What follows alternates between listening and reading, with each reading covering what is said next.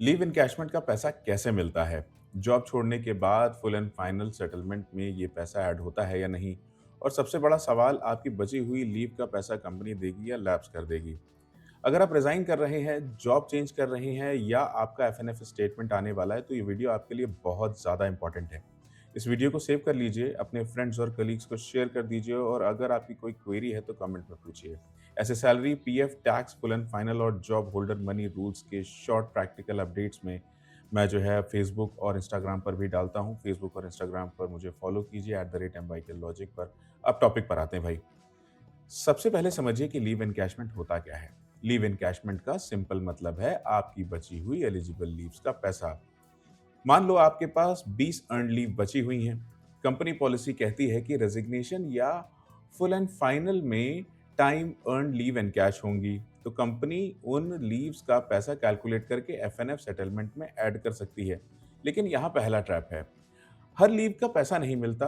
Earn leave या privilege leave encash हो सकती है, लेकिन कैजुअल लीव, सिक लीव या बाकी यानी अदर लीव हर कंपनी में एनकैश नहीं होती। पॉलिसी अलग-अलग हो सकती है, इसलिए ये मत मानो कि पोर्टल में जितनी भी लीव दिख रही हैं, सबका पैसा मिलेगा। अब point number 1, leave balance check कीजिए। रिज़ाइन करने से पहले एचआरएमएस या एम्प्लॉयी पोर्टल में अपना लीव बैलेंस देख लीजिए। कितनी अर्न लीव्स हैं, कितनी प्रिविलेज लीव्स हैं, कितनी कैजुअल लीव हैं, कितनी सिक लीव हैं और कितनी लीव ऑलरेडी एडजस्टेड या पेंडिंग हैं। सबसे इम्पोर्टेंट, स्क्रीनशॉट सेव कर लो क्योंकि एग्ज़िट प्रोसेस स्टार्ट होने के बाद कई कंपनीज़ एक्सेस पोर्टल रिस्ट्रिक्ट कर देती हैं यानी बंद कर देती हैं। उसके बाद आपके पास प्रूफ नहीं रहता कि रेज़िग्नेशन डेट पर आपके पास कितनी लीव्स थीं। पॉइंट नंबर 2, कौन-सी लीव एनकैशेबल है? ये कंपनी पॉलिसी से क्लियर होगा।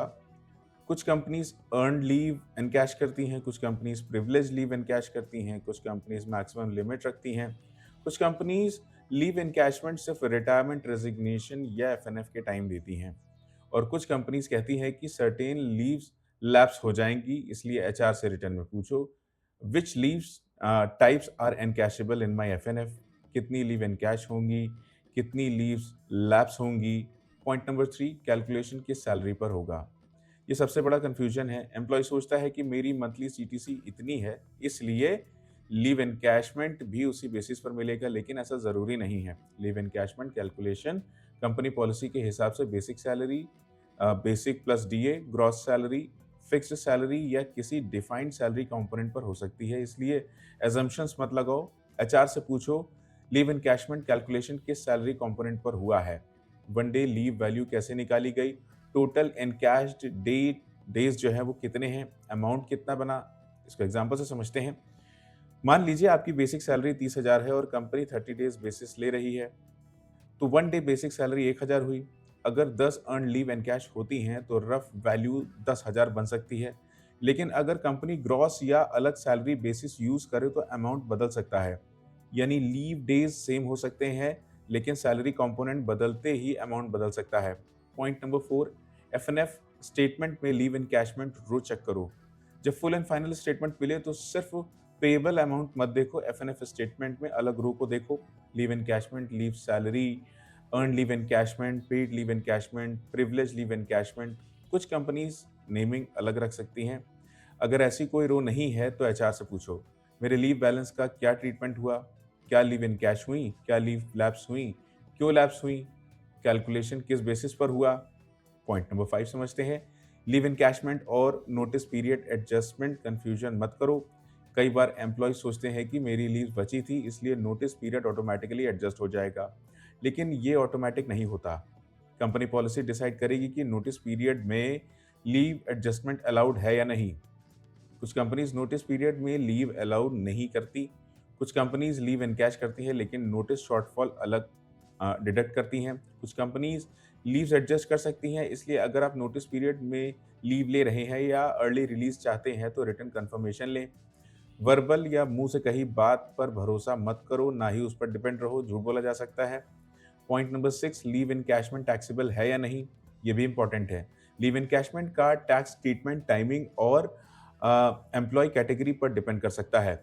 सर्विस के दौरान रिसीव्ड लीव एनकैशमेंट और रिटायरमेंट, रेजिग्नेशन या फाइनल सेटलमेंट के टाइम रिसीव लीव एनकैशमेंट का ट्रीटमेंट अलग हो सकता है। Private employ, government employ, exempted limit, form 16 और टीडीएस ये सब रिलेवेंट हो सकते हैं। इसलिए एफएनएफ स्टेटमेंट में टीडीएस चेक कीजिए। फॉर्म 16 में लीव एनकैशमेंट दिख रहा है या नहीं ये भी चेक कीजिए। अगर अमाउंट बड़ा है तो टैक्स प्रोफेशनल से वेरीफाई करो।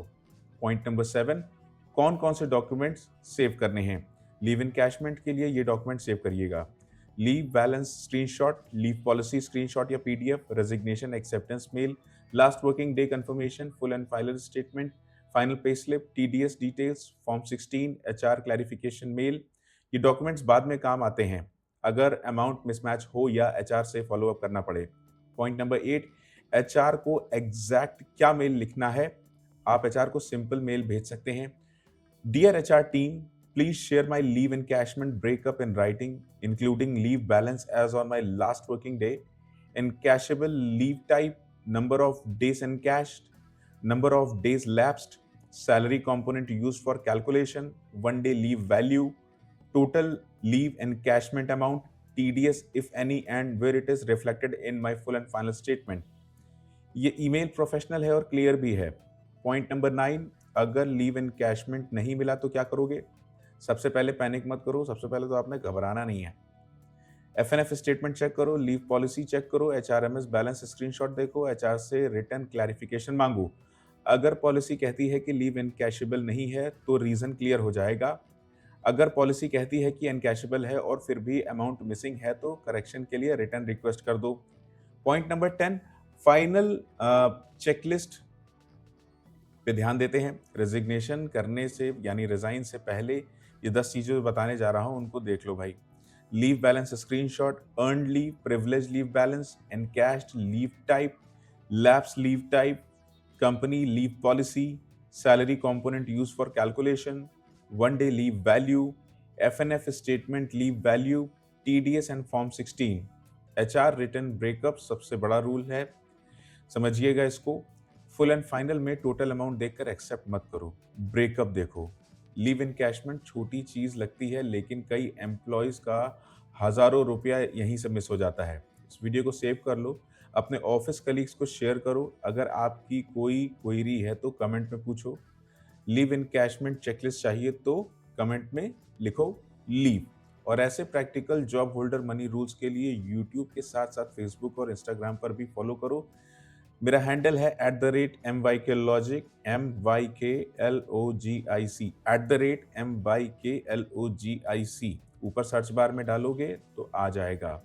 मुलाकात होती है आपसे अगले वीडियो।